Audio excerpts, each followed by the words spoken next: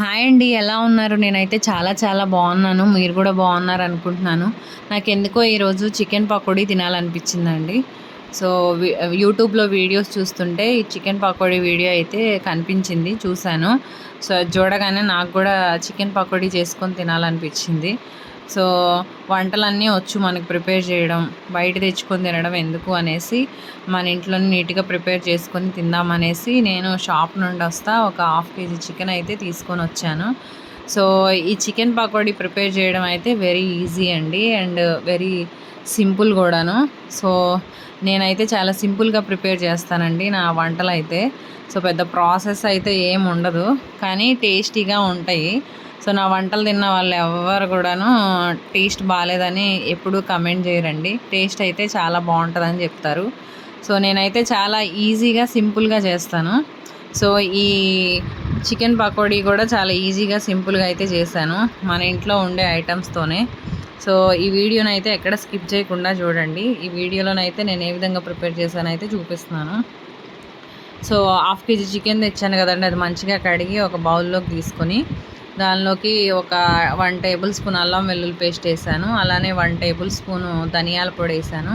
అలానే 1 table spoon garam masala, అలానే salt ఒక 1 టేబుల్ స్పూన్ పైనే పట్టిందండి. రుచికి సరిపడా ఏసుకోవాలి. అలానే కారం ఒక 1 టేబుల్ స్పూన్ ఏసాను. అలానే కార్న్ ఫ్లోర్ కూడా ఒక 2 టేబుల్ స్పూన్స్ అయితే వేసాను. కొంతమందయితే మామూలుగా రైస్ ఫ్లోర్‌ని కూడా యాడ్ చేస్తారు క్రిస్పీగా రావడానికి. నా దగ్గర అయితే అందుబాటులో రైస్ ఫ్లోర్ లేదు. సో, అందుకే నేను ఎయలేదు. అలానే కొంతమంది కార్న్ ఫ్లోర్ లేకపోతే శనగపిండి కూడా యాడ్ చేస్తారు. సో, కార్న్ ఫ్లోర్ ఉంది కాబట్టి నేను కార్న్ ఫ్లోర్ అయితే ఏసాను.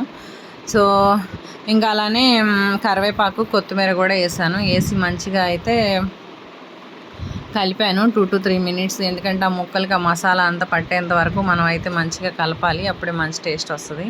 కొంతమంది అయితే ఒక 30 మినిట్స్ కానీ లేకపోతే ఒక 1 అవర్ కానీ దాన్ని పక్కకు పెడతారు. కానీ నాకైతే అంత టైం లేదు. సో, నేను ఇది ప్రిపేర్ చేస్తుంది ఎప్పుడు అనుకుంటున్నారు? 11:30కి నైట్. సో, ఇంకా నేనైతే కలిపేసేసి ఇంకా వెంటనే ప్యాన్ పెట్టేసి ప్యాన్‌లో ఆయిల్ హీట్ అయిన తర్వాత ఇంకా ఇలా ఫ్రై అయితే చేశాను. గోల్డెన్ బ్రౌన్ కలర్ వచ్చేంత వరకు. సో, ఇంకా తీసి తింటే మాత్రం పకోడీ అయితే మామూలుగా లేదండి. సో, చాలా అంటే చాలా టేస్టీగా వచ్చింది. మీరు కూడా ఒకసారి ట్రై చేయండి. వెరీ సింపుల్ అండి ఇది ప్రిపేర్ చేయడం. వంట రానోళ్ళు కూడా సింపుల్‌గా ప్రిపేర్ చేసే ఐటెమ్ ఇది. సో, ఎప్పుడైనా మనకి ఇలా తినాలనిపించినప్పుడు, లేకపోతే స్నాక్స్ ఏదైనా తినాలనిపించి ఏమి లేనప్పుడు ఇలాంటిదైతే ఈజీగా ప్రిపేర్ చేసుకునే ఐటెమ్ ఇది. సో, వీడియో నచ్చితే లైక్ చేయండి. For more videos do subscribe my channel. Thank you for watching. Thank you so much.